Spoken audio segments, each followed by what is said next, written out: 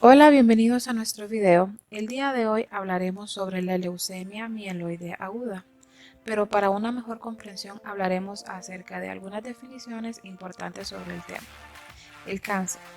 ¿Cómo se origina este? Este se origina cuando las células en algunas partes del cuerpo comienzan a crecer sin control. Existen muchos tipos de cáncer. Las células en cualquier parte del cuerpo pueden convertirse en cáncer.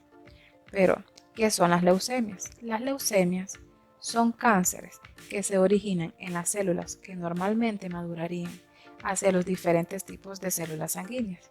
Con más frecuencia, la leucemia se origina en formas tempranas de glóbulos blancos, pero algunas leucemias comienzan en otros tipos de células sanguíneas.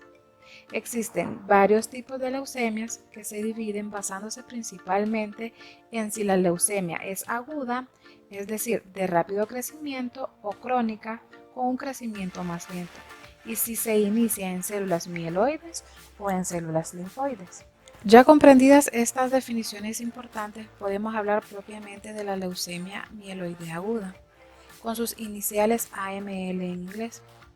Esta inicia en la médula ósea, la parte blanda del interior de ciertos huesos donde se producen las nuevas células sanguíneas, pero con más frecuencia también pasa rápidamente a la sangre.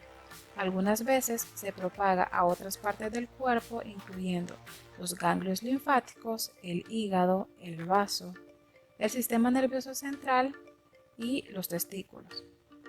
Como ya mencionamos antes, la médula ósea es la parte blanda del interior de ciertos huesos. Esta está formada por células productoras de sangre, células adiposas y tejidos de soporte. Una pequeña fracción de células productoras de sangre son las que llamamos como células madres sanguíneas. Entonces, en el interior de la médula ósea, las células madres sanguíneas se convierten en nuevas células sanguíneas. Durante este proceso, las células se convierten en linfocitos, un tipo de glóbulo blanco, o en otras células productoras de sangre, las cuales son un tipo de células mieloides. Las células mieloides se pueden desarrollar en glóbulos rojos, glóbulos blancos, que son un tipo de linfocitos, o en plaquetas. Estas células mieloides son las células anormales en la AML. Hay diferentes tipos de células sanguíneas y dentro de ellos tenemos los glóbulos rojos, que estos son los que se encargan de transportar oxígeno desde los pulmones a todos los demás tejidos del cuerpo y devuelven el dióxido de carbono a los pulmones para ser eliminado. También tenemos las plaquetas, que estas en realidad son fragmentos celulares producidos por un tipo de célula de la médula ósea que se llaman megacariocitos. Las plaquetas son importantes para detener el sangrado, pues estas nos ayudan a tapar los orificios en los vasos sanguíneos causados por heridas o hematomas. También tenemos los glóbulos blancos, que estos ayudan al cuerpo a combatir infecciones. La leucemia mieloide aguda es poco común en los niños. Este tipo de leucemia compromete a células de la médula ósea que generalmente se convierten en glóbulos blancos. Estas células de leucemia se acumulan en la médula ósea y en la sangre y no dejan espacio para la formación de glóbulos rojos, glóbulos blancos y plaquetas saludables. Dado a que no hay suficientes glóbulos saludables para hacerse cargo de sus labores, los niños con leucemia mieloide aguda son más propensos a tener anemia, mayor riesgo de sangrado y hematomas e infecciones.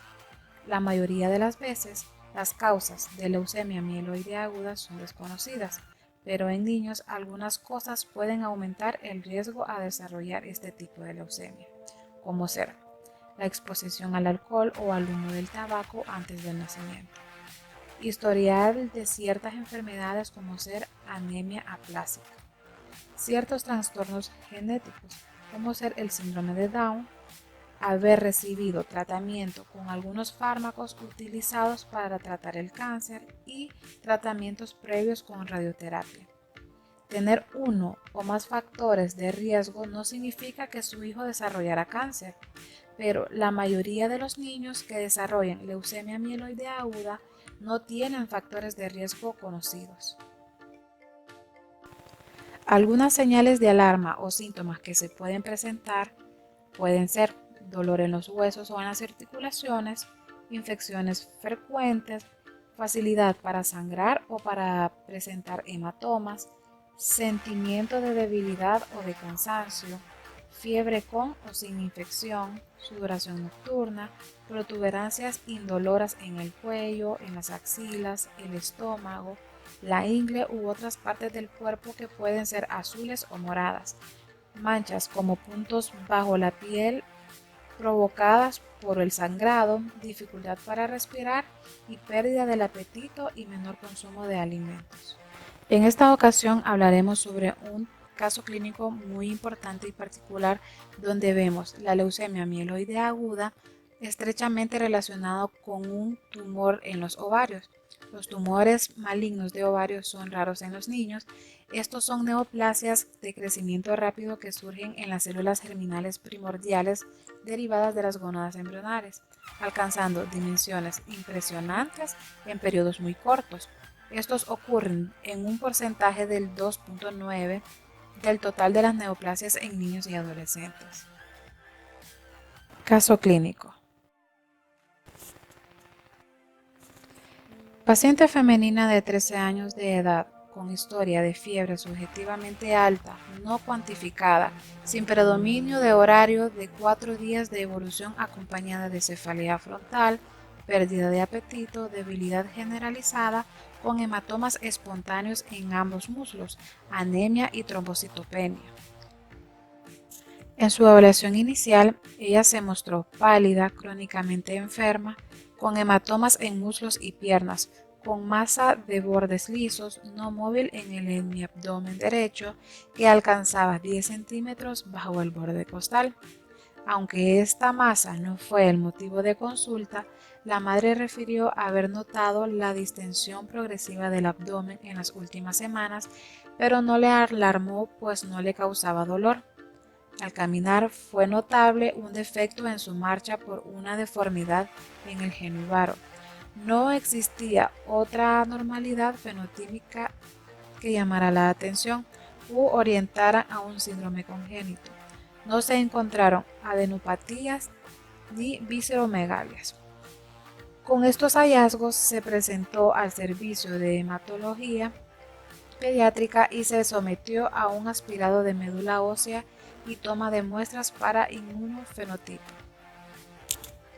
Se realizaron tomografías abdominales que esta mostró una extensa tumoración retroperitoneal que se extendía desde el L1 hasta el hueco pélvico, impresiona corresponder con ovario derecho. Se consultó con el servicio de cirugía pediátrica, quienes consideraron indispensable realizar la parotomía exploradora, pero por las alteraciones hematológicas con que cursaba la paciente, el procedimiento fue referido de forma electiva hasta estabilizar la adolescente. La paciente inició terapia de inducción para leucemia mieloide aguda de acuerdo al protocolo de la Asociación Hemato-Oncología. Permaneció ingresada por diferentes complicaciones hematológicas e infecciones. Al día 28 del inicio de la quimioterapia, ya resuelta la pancitopenia post-quimioterapia, la paciente fue sometida a la parotomía exploratoria, encontrando un tumor gigante de aproximadamente 20 por 15 centímetros, dependiente del ovario derecho. Sus características fueron tumor blanquecino, sólido, con líquido peritoneal cétrico. En el transoperatorio se evidenció que también había comprometido al ovario izquierdo. Patología definió que la masa correspondía a un tumor mixto de células germinales en ambos ovarios. Líquido peritoneal positivo por malignidad. Epiplón se reporta con vasos congestivos sin evidencia de ganglios. Muestra de ganglios mesentéricos reportó que contenía nódulos de 1 centímetro y ganglio peraórtico con nódulo de 2 centímetros.